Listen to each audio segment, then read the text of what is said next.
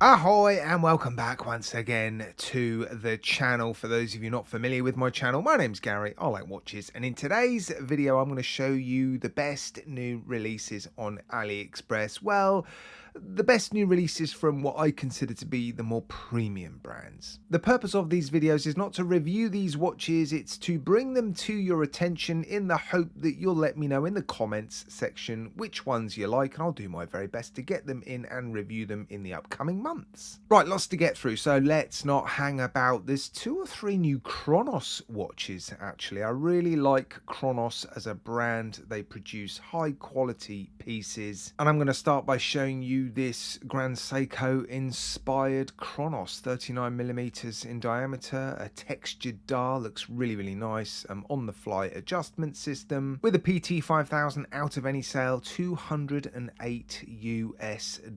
This looks fantastic. And then we come to this. This watch is actually not a new release by Kronos, but the dial is new. The original watch had a repeating pattern on the dial that was quite close to the Christopher Ward logo. So I asked them if they'd be interested in exploring alternative options for the dial. I put them in contact with a good friend of mine, Matt, who's a professional designer. He gave them some designs and they've run with one of them. So they've now produced this watch with a repeating pattern of the Kronos logo. That is much more like it, and I'll definitely be getting this one into review very soon. I think it's actually going to have a purple dial. They're making this watch with some different coloured dials. This looks incredible. PT 5000, $221 out of any sale. Yeah, I can't wait to see it, and yeah, well done Matt for helping them with the dial design. And then there's this one, a Meteorite Dial Submariner inspired homage watch on the fly adjustment system. It's pricey though, $450.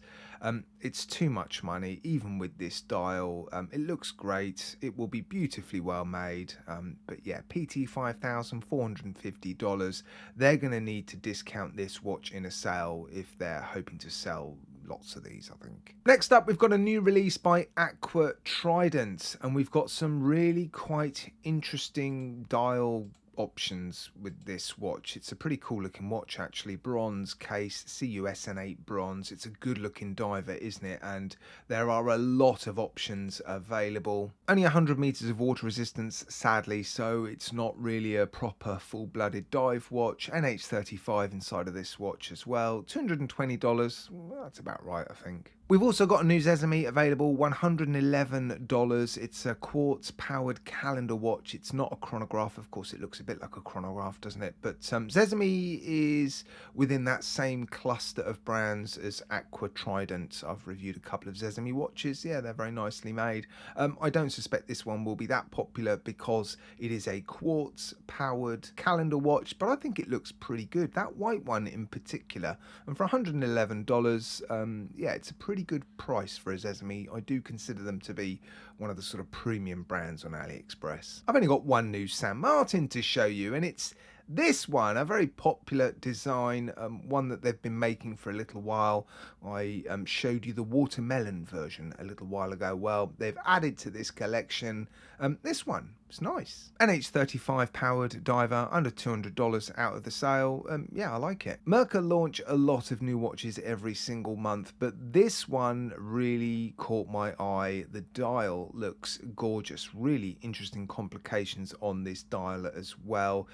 It's a little bit unusual, isn't it? So I think this one definitely deserves a mention. It's a calendar watch, and according to the listing, it's housing a Seagull automatic calendar movement. That's pretty good for $159.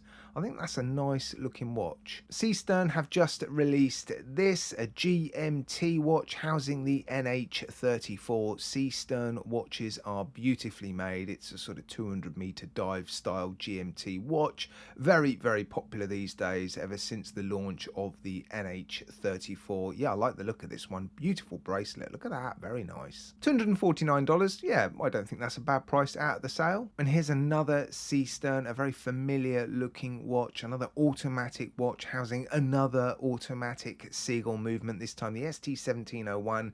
It is one of their more affordable movements, got the seconds subdial at the 6 o'clock. Look, this one under $100. That's pretty good. IX EXDAO have just launched this rather interesting looking dive watch.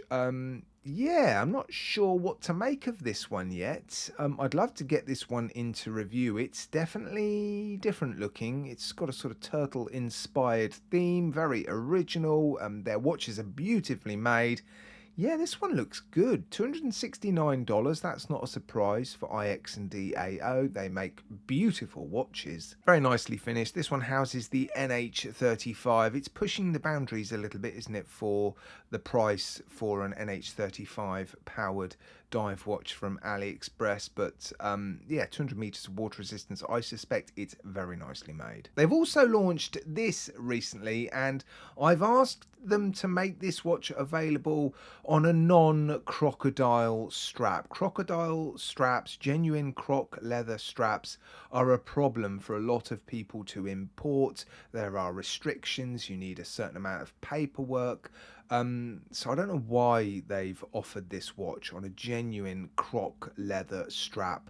Yeah, that just seems over the top to me. Now, I was on the Heimdall official store and I saw this little beauty. Redstar watches appear on AliExpress. I think it's a brand that seems to be sold now by the Heimdall official store.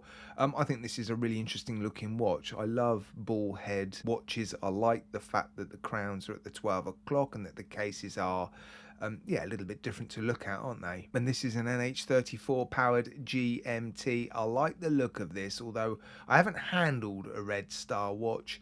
I'm tempted to yeah, get this one in to review actually. Boder have just launched this, an NH34 powered GMT, again in a sort of dive style watch style.